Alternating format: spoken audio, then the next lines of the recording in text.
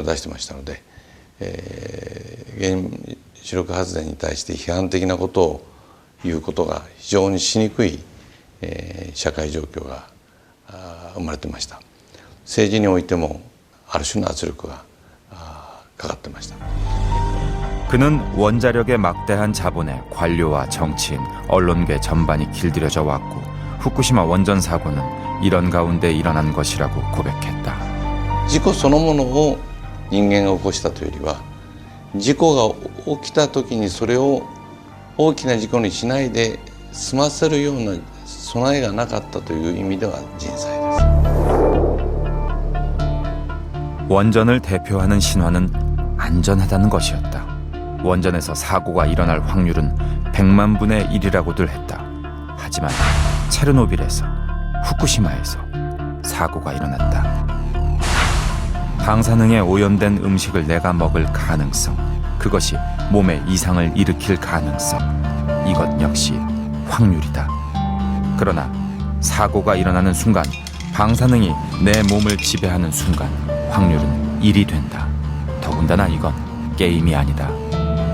그런데도 확률이 비켜가기만을 바라며 우리의 생명을 던져지는 주사위에 맡기고 있는 것은 아닐까. 우리나라에도 23개의 원전이 있다. 과연 우리는 안전한 걸까?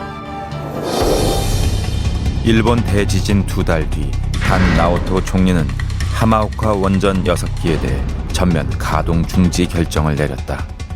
바로 그때 70년대에 지어진 고리원전 1호기가 재가동을 결정했다. 전기 차단기 고장으로 점검에 들어간 지 한 달도 안 돼서였다. 노후된 고리원전 1호기는 그동안 숱한 고장을 일으켜왔다. 그중 작년 2월의 정전사고는 가장 위험했다. 후쿠시마 원전과 비슷한 상황이 벌어진 것이다. 후쿠시마 사고 같은 경우에 쓰나미에 의해서 외부로부터 연결되는 전원이 다 끊긴 상태였고요. 비상용 디젤 발전기가 전부 다 물에 잠기면서 작동을 못하면서 발전소 전체가 정전이 일어났던 사고입니다. 고리 1호기의 경우에는 외부로부터 들어오는 전원을 실수로 끊어버린 거죠. 양상은 분명히 다릅니다만은 원자로 입장에서 보면 두 개는 동일한 사고가 일어난 것이고요. 전원 공급이 중단되면 냉각 기능이 멈춘 원자로에선 온도가 올라간다. 해결로봉이 녹아내리는 멜트다운 상태가 되면 후쿠시마 원전 사고와 같은 상황이 벌어질 수 있는 것이다. 다행히 고리 1호기는 12분 만에 전원 공급이 재개됐다. 자칫 큰 사고로 이어질 뻔했던 이 사실은 한 달이 지나서야 폭로됐다. 그런데 이런 사고가 처음은 아니었다. 23개의 원전에서 그동안 일어난 사고는 700건에 육박한다. 그러나 항상 결론은 똑같았다. 안전에 문제가 없다는 것이었다. 검찰이 원자력 발전소 부품 비리에 대해서 전격 불량 압수수색했습니다. 부품이 사용된 사실이 시험을 의뢰한 국내 업체가 그런데 최근 월성 1호기 압력관 제어 케이블의 시험 성적서를 조작한 사건이 터졌다.